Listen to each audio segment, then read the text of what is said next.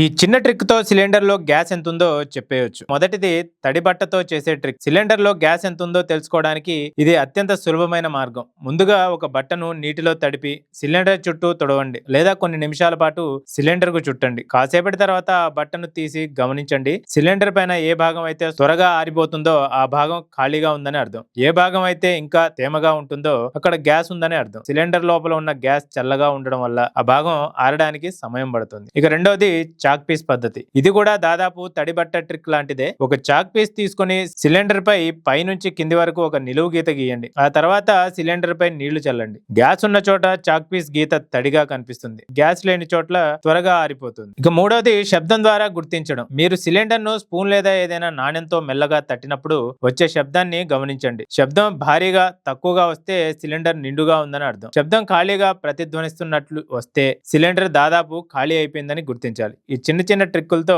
మీ వంట మధ్యలో గ్యాస్ అయిపోయి ఇబ్బంది పడాల్సిన అవసరం లేకుండా త్వరగా మీరు సిలిండర్ బుక్ చేసుకునే అవకాశం ఉంటుంది.